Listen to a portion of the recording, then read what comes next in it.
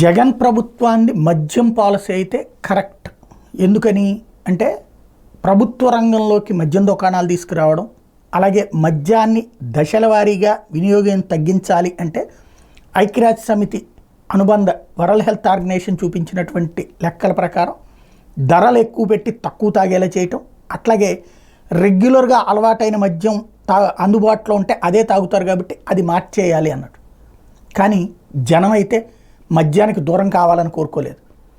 మహిళలు ఓ పక్కన మద్యానం వద్దు అని చెప్తూనే ఉంటారు, కానీ వాళ్ళ భర్తల కోసం ఓట్లు అటే వేశారనడానికి సాక్ష్యం వైఎస్ఆర్ కాంగ్రెస్ పార్టీకి 10% ఓట్లు తగ్గడం అన్నట్టు. అదే సందర్భంలో మద్యం ధర అన్నటువంటిది మాత్రం ఒక కోపం తెప్పిస్తే మందుబాబులకి అది తగ్గిస్తామన్న చంద్రబాబు మీద నమ్మకం కలిగింది. అదే సందర్భంలో మళ్ళీ పాత బ్రాండ్లు లైన్లోకి తెస్తారు అన్నటువంటి అంశం ప్రధానంగా వాళ్ళకి సంతోషాన్ని ఇచ్చేసింది. ఇవాళ 1,47,00,000 రేషన్ కార్డులు ఉంటే 1,47,00,000 మందికి సంక్షేమ పథకాలు ఏదో ఒకటి అందించిన జగన్మోహన్ రెడ్డి ఓడిపోవడానికి కారణం ఏమైంది అంటే అందులో అవతల ఉన్నటువంటి పార్టీ వాళ్ళకి సంబంధించింది పక్కన పెడితే ఏది రేషన్ కార్డులది ఒక 70-80 లక్షల మంది అన్న జగన్ కొంటారు. 80 లక్షల కుటుంబాలు ఇంటూ 2 అంటే 1,60,00,000 రావాలి ఓట్లు.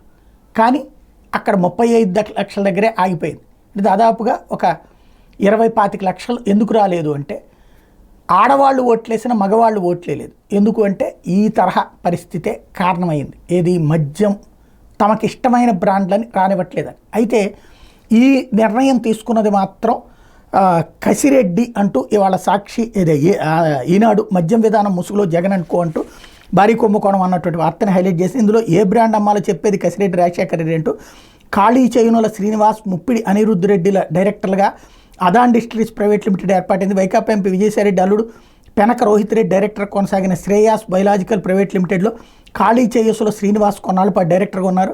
ముప్పిడి అనిరుద్ధ్ రెడ్డి జగన్మోహన్ రెడ్డికి అత్యంత సన్నిహితుడైన మద్యం కుంభకోణంలో అన్నీ తానే వ్యవహరించారని అభియోగాలు ఎదుర్కొంటున్న కసిరెడ్డి రాజశేఖర రెడ్డికి తోడల్లుడు. ఏ కంపెనీ నుంచి ఎంత మద్యం కొనాలి, ఏ రోజు ఏ బ్రాండ్ల మద్యం అమ్మాలన్నది రాజశేఖర రెడ్డి ఆదేశాల మేరకు జరిగింది.